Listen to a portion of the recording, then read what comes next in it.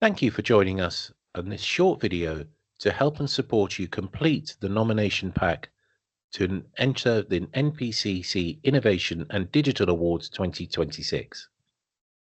The idea behind this video and associated videos that we've created is based on the feedback that we received from judges and those that completed nomination packs last year.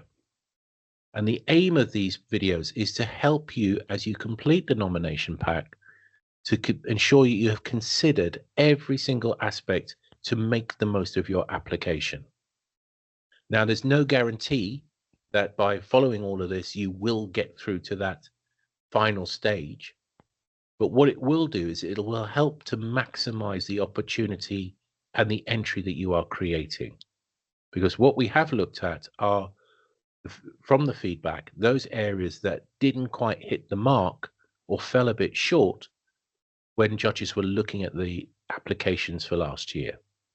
So this video is looking at ensuring you're meeting the category and the criteria to ensure your entry gets the highest score possible.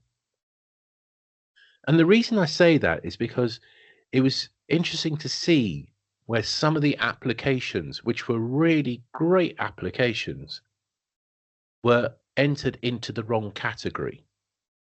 And I think that was, and what we did find, that was a real shame because each category has its own set criteria. And whilst the quality of the application or the nomination was really high, because it didn't meet the category requirements or the criteria requirements for that specific section, we couldn't, or the judges couldn't score it as highly as they wanted to. So it is vital and important that when you do look at your nomination and you start to compile it, read that category requirement and the criteria requirement, which are on the application form, really, really carefully. The reason for that, as I've said, if it doesn't meet the criteria or the category, we will not, or the judges will not be able to score it as highly as it perhaps merits or needs. And that third point on the screen about avoiding the temptation to shoehorn a nomination into a category. Those were for those nominations that we saw that really it didn't make sense that they had entered that particular category. It may have been that the fact that the nomination could have potentially gone into 2 or 3 different sections, and they felt that actually that area was the closest. To really score the highest, ensure that your nomination meets consistently throughout the process all of the criteria. If you're ticking all of the right boxes, then you should be in a position to earn as many points as you possibly can.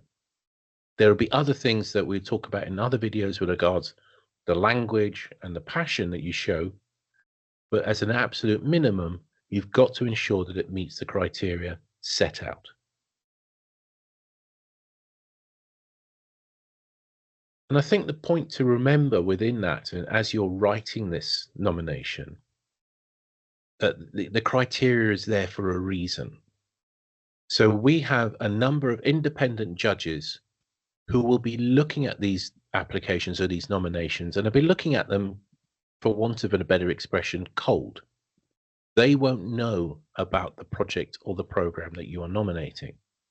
And we ensure that if an individual works for a particular force or has worked with a particular force, that they do not judge any nominations that might be relevant to that organization they are working for or have worked for.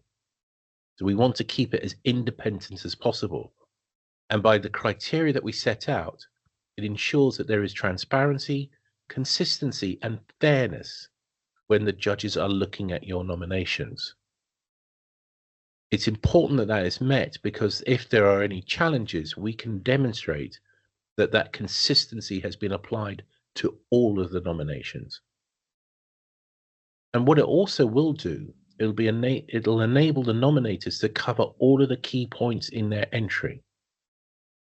When we look at the style application process, we want you to be able to say, yes, I've met all of the different categories and criteria that have been set out in the application form.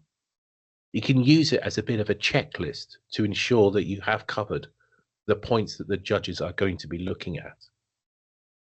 And here's an example of the judging criteria, and this is the one that we used and we will be using for cyber for this 2026 award ceremony.